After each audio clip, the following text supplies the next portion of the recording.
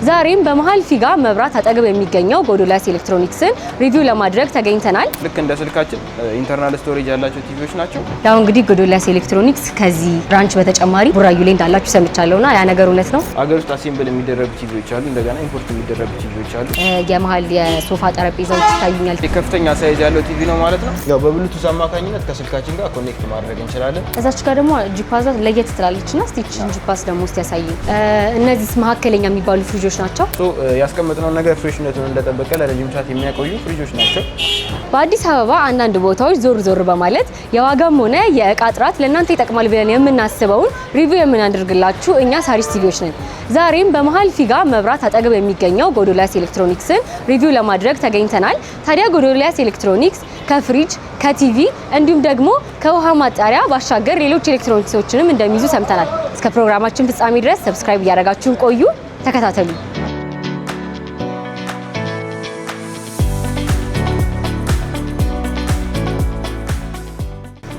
እንደማየው እንግዲህ ያው የማጠቢያ አማራጮች በጣም ብዙ እንዳላችሁ ነውና ብራንዳቸው ደግሞ ይለያል። አሁን እዚህ ጋር ማጂክ ኩዊን ይላል። እንዴት ነው እስቲ ማጂክ ኩዊን እቃው አሪፍ ነው? ኪሎ ስንት ነው? እሺ እንግዲህ ያው የልብስ ማጠቢያ ማሽኖች እንግዲህ ቤት ውስጥ ስራችንን ከሚያቀሉልን መሰረታዊ ነገሮች ውስጥ ተጠቃሽ ናቸው። ያው ደንበኞቻችን እኛ ጋር ቢመጡ ከፍተኛ ሳይዝ ካለው የልብስ ማጠቢያ ጀምሮ አነስተኛ ሳይዝ ካለው የልብስ ማጠቢያ ድረስ ማግኘት ይችላሉ። ይሄ እንግዲህ ከጎን የምትመለከቱት ዋሺንግ ማሽን ማጂክ ኩዊን በመባል የሚታወቅ ብራንድ ነው።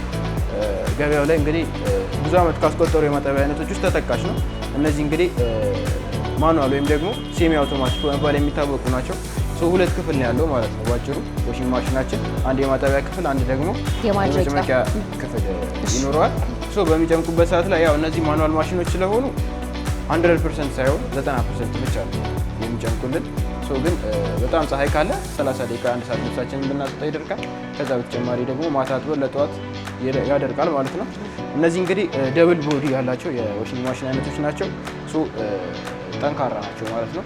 ሞተራቸውም ባለ ሁለት ሞተር ናቸው። ከዛ በተጨማሪ ደግሞ አጥበን ከጨረስን በኋላ ውሃውን ለመድፋት ፓምፕ ስለተገጠመላቸው በየትኛውም አቀማመጥ ሁኔታ ላይ ቢሆኑ ውሃውን ወደ ውጭ ድሬን ማድረግ ይችላል ማለት ነው።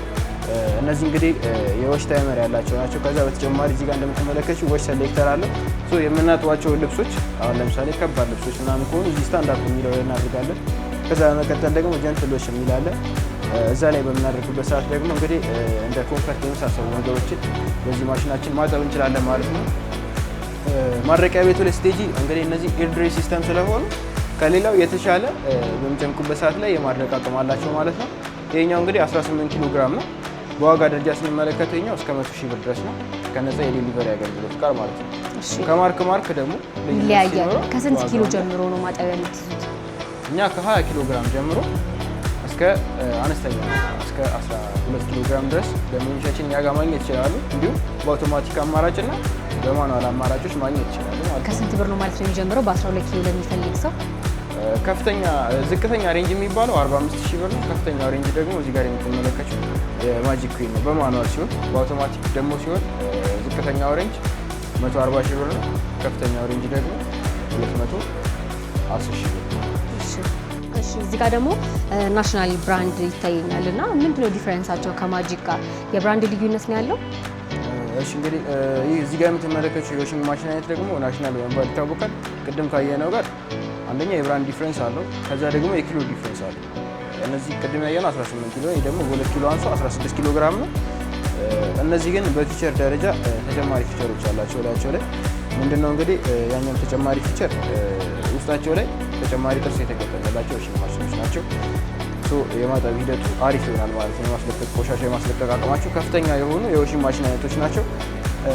ሱፐር ድሬ ነው ይሄኛው። የማድረቅ አቅሙም ከፍተኛ የሆነ የዋሺንግ ማሽን አይነት ነው። እዚህ ጋር ዋሽ ታይመር አለው ላዩ ላይ እንደምትመለከቱ እንግዲህ እስከ 35 ደቂቃ ድረስ ነው። 35 ደቂቃ ድረስ ያላቸው ዋሺንግ ማሽኖች ብዙ ጊዜ ሶክ ታይመር ይኖራቸዋል። ወይም ደግሞ እንደዚህ ተዘብዝፎ እንዲታጠብ የምንፈልገው ልብስ በሚኖርበት ሰዓት ላይ ማሽኑ ራሱ ታይም ኢንተርቫሉን እየጠበቀ እየዘፈዘፈ እያሸ ልብሳችንን ያጥብልናል ማለት ነው። እንግዲህ እነዚህ ደግሞ ሶስት አይነት ዋሽ ሴሌክተር አላቸው። ወይም ደግሞ የምናጥበው ልብስ አሁን ለምሳሌ ከባድ ልብስ ከሆነ ስትሮንግ ላይ እናደርግለታለን። መካከለኛ ክብደት ያላቸው ልብሶች ሲሆኑ ኖርማል ላይ፣ እንዲሁም ደግሞ ቀላል ክብደት ያላቸው ልብሶች ሲሆኑ ጀንትል የሚለው ፊቸር ላይ እናደርግለታለን። በተጨማሪነት እንግዲህ እነዚህ ማኑዋል ማጠቢያ ስለሆኑ ውሃ በባልዲ ምናምን ማሽናችን ላይ ዩዝ ማድረግ እንችላለን። በተጨማሪ ደግሞ ቧንቧ በሚኖርበት ሰዓት ላይ ወተር ኢንሌት አለው ላዩ ላይ። ስለዚህ ከቧንቧችን ጋር ኮኔክት አድርገን ውሃ ማስገባት እንችላለን ማለት ነው። ሌላው እንግዲህ እዚሁ ቤት ላይ ማድረቂያ ቤቱ ላይ ማለቅለቅ እንድንችል ተደርጎ የተሰራ የዋሽንግ ማሽን አይነት ነው። ውሃ በሚኖርበት ሰዓት ነው ግን ያንን ፊቸር መጠቀም የምንችለው ማለት ነው። ከዛ በተጨማሪ እንደነገርኩሽ እንግዲህ እነዚህ እስከ 90% ድረስ ያደርጋሉ።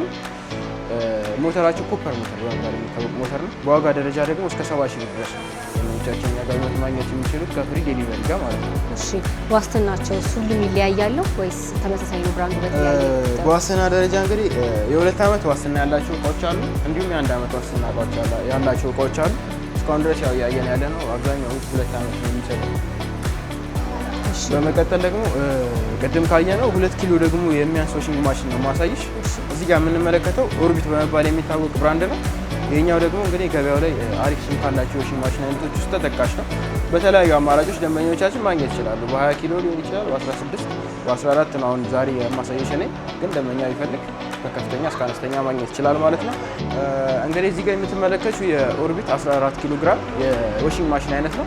እነዚህ እንግዲህ ከሌላው ማሽን ለየት ያለ ነገር አላቸው። ምንድነው? እስካሁን ካየናቸው የዋሽንግ ማሽን አይነቶች እንግዲህ ይሄኛው ለየት የሚያደርገው ነገር አለ። እስካሁን ያየናቸው ዋሽንግ ማሽኖች በከለር ስንመለከታቸው ነጭ ነበሩ።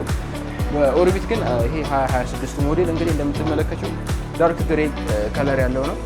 ከሌሎቹ ለየት የሚያደርገው ከለሩ ነው። ከዛ በተጨማሪ ደግሞ እነዚህ እንግዲህ ኦርቢቶች ስማቸው በጣም አሪፍ ነው። በኳሊቲነት ደረጃም እንግዲህ ቆንጆ ኳሊቲ ነው ያላቸው።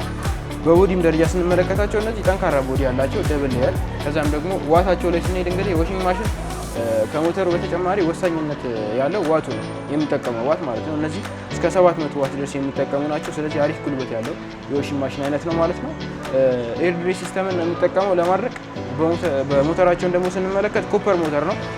ኮፐር ሞተር መሆኑ የዋሽንግ ማሽን ለደንበኛው የሚሰጠው ጠቀሜታ ምንድን ነው? የተለያዩ ፍሳሾች ቢኖሩ ሞተራችን ላይ ይፈስበት ሞተራችን ወተር ፕሩፍ ነው ማለት ነው። ሶ ወደ ውስጥ ገብቶ የሚያበላሽብን ነገር አይኖርም ማለት ነው። ለዛ ኮፐር ሞተር የሆነ ዋሽንግ ማሽን እንግዲህ ሪከመንድ ይደረጋል። እሺ ከለር ላይ ልዩነት ሲኖረው እንዴት ነው? ዋጋ ላይ ልዩነት ያመጣል እንዴ? ከለር ልዩነት መኖሩ ዋጋ ላይ ልዩነት አይፈጥርም። ለውበት ነው እንጂ እስካሁን ድረስ እንግዲህ አብዛኛው ብራንዶች ነጭ ከለር ነው የሚጠቀሙት። ኦርቢት ነው ለመጀመሪያ ጊዜ እንደዚህ በዳርክ ግሬ ከለር ገበያው ላይ የመጣው ማለት ነው። እንግዲህ በተጨማሪነትም ደግሞ አነስተኛ ሳይዝ ያላቸው ሚኒ ኦቭኖችን ደንበኞቻችን እኛ ጋር ማግኘት ይችላሉ። ያው ከቦታም አንጻር እንግዲህ አነስተኛ ቦታ ላላቸው ደንበኞቻችን ሚኒ ኦቭኖችን ሪከመንድ እናደርጋለን። እነዚህ እንግዲህ ሳይዛቸው ነው እንጂ አነስተኛ የሚባለው የሚሰጡን ጠቀሜታ ከትልቅ ኦቭን ጋር ተመሳሳይ ነው። ያው እነዚህም 2 ፓትራን ያላቸው፣ በተጨማሪነትም ደግሞ ከላይ 2 ፕሌት አላቸው። አንድ ሰፊ ራዲየስ ያለው ፕሌት እና አንድ አነስተኛ ራዲየስ ያለው ፕሌት ነው የምናገኘው። ውስጣቸው ላይ ፋን እናገኛለን። ፋን እንግዲህ ኦቨን ላይ ጠቀሜታው 2 ነው። አንደኛው ጠቀሜታው ሂቱን እኩል ማዳረስ ነው፣ ወይም የሚበስለው ነገር እኩል ሙቀት እንዲያገኝ የሚያደርገው ፋን ነው። ከዛ በተጨማሪ ደግሞ ተጠቅመን ከጨረስን በኋላ እቃችን ሬስት እንዲያደርግ የሚያደርገው ፋን ነው ማለት ነው። ያ ነው የፋን ጥቅሙ። እነዚህ እንግዲህ ታይመር ያላቸው የሚኒ ኦቨን አይነቶች ናቸው። ሶ ታይመራችንን አጀስት አድርገን እኛ ወደ ሌላ ስራ መሄድ እንችላለን። ራሱ ታይሙን ጠብቆ ኦቭኑን በምንጠቀምበት ሰዓት ላይ ኦፍ ያደርጋል ማለት ነው። ስለዚህ ውስጥ ላይ የምናበስለው ነገር አያርም፣ አይዝብንም ማለት ነው። እነዚህ እንግዲህ ከላይ ፕሌቱ እንደምታዩ ሰፊው ራዲየስ 1500 ዋት ነው። አነስተኛው ራዲየስ ደግሞ እስከ 1000 ዋት ድረስ የሚጠቀም የሚኒ ኦቭን አይነት ነው። ዴልታ ነው ይሄኛው፣ የቱርክ ሰራሽ ምርት ነው። የ1 ዓመት የካምፓኒ ዋስትና ሲኖረው በዋጋ ደረጃ 23000 ብር። የከለር አማራጭ አለ። የከለር አማራጭ በብላክ እና በሲልቨር አማራጭ ማግኘት ይችላል። በመጨረሻ የማሳይሽ ደግሞ እንግዲህ ሴንተር ቴብሎችን ይሆናል። ለቤት ውስጥ ሶፋችን መሀል ላይ የምንጠቀማቸው ሴንተር ቴብሎችን የምንመለከት ይሆናል። ወደዛ ነው። እሺ እንግዲህ እንደነገርኩሽ ሴንተር ቴብሎች ያልኩሽ ቅድም እነዚህ ነው። የሶፋችን መሀል ላይ የምንጠቀማቸው የሴንተር ቴብል አይነቶች ናቸው። እንግዲህ እነዚህ በሁለት አይነት አማራጭ እናገኛቸዋለን። ሀገር ውስጥ አሲምብል የሚደረጋለ፣ ከውጭ ኢምፖርት የሚደረጋለ። ያው እኛ ጋር በብዛት የምንይዛቸው ከውጭ ኢምፖርት የሚደረጉትን ነው። ይሄ እንግዲህ እዚህ ጋር የምንመለከተው እንግዲህ ባለ 4 መሳቢያ ነው። ከላይ ደግሞ ቶፕ ላይ ስንሄድ እንግዲህ እነዚህ ቴምፐርድ ግላስ ናቸው፣ ወይም ደግሞ ጠንካራ መስታወት ነው ያላቸው፣ በቀላሉ የማይሰበር የመስታወት አይነት። ቀለማቸውም እንደምትመለከቱ እንግዲህ ሻይን የሚያደርግ ኢፖክሲ የሆነ ቅብ የተቀቡ የሴንተር ቴብል አይነቶች ናቸው። ዋጋቸው እስከ 50 ሺህ ብር ድረስ በጎልደን ጎዶልያስ ኤሌክትሮኒክስ ሾፕ ውስጥ እየተሸጡ ይገኛሉ ማለት ነው። ከዚህም ደግሞ በሌላ አማራጭ ዋጋቸው ብዙ ውድ ያልሆነ በዚህኛው ይሄኛው ደግሞ ቅድም እንዳወራሽ እዚያው ሀገር ውስጥ አሴምብል የሚደረግ ከላይ ደግሞ እንደምታዩ ቶፑ ግላስ ያልሆነ ሂፖክሲ የሆነ የሴንተር ቴብል አይነት ነው ማለት ነው። እነዚህ በሁለት መሳቢያ አማራጭ ነው የምናገኛቸው። ከለሩ እንደምትመለከችው ነጭ ነው። ከዛ ደግሞ እግራቸው ላይ በምንሄድበት ሰዓት ላይ እንግዲህ እነዚህ ይሄ ወርቃማ ጎልደን እግር ያለው ነው ወይም ደግሞ በተለምዶ የአንበሳ እግር በመባል የሚታወቁ እግር ያላቸው የሴንተር ቴብል አይነቶች ናቸው። ዋጋቸው እስከ 30 ሺህ ድረስ ነው። እንግዲህ ቤታችሁ ውስጥ በጣም የተለያዩ ኤሌክትሮኒክሶችን አይተናል። በጣም ቆንጆ ጊዜ ነበር ያሳለፍነው። ከመጠበቀው በላይ እኔ ብዙ እውቀትን ይዣለሁ ብዬ አስባለሁኝ። ተመልካቾቻችንም እንግዲህ በዚህ ሪቪው ብዙ ነገር ያገኛሉ ብዬ አስባለሁኝ። እስቲ በመጨረሻ ደግሞ መናገር የምትፈልገው ነገር ካለ እድሉ ልስጥ። እሺ እንግዲህ ያው የኤሌክትሮኒክስ እቃዎች እንግዲህ በዋናነት ዋስትና ካሌላቸው ደንበኞች እንዳይገዙ ይመከራል። ደንበኞቻችን እኛ ጋር የሚመጡበት ሰዓት ላይ ሁሉንም ከኛ የሚገዙትን እቃ እኛ ኃላፊነት ወስደን ዋስትና የምንሰጣቸው ይሆናል። ስለዚህ ታማኝነት ወይም ደግሞ በዋስትና ደረጃ ምንም ስጋት እንዳይገባቸው እላለሁ ለደንበኞቻችን።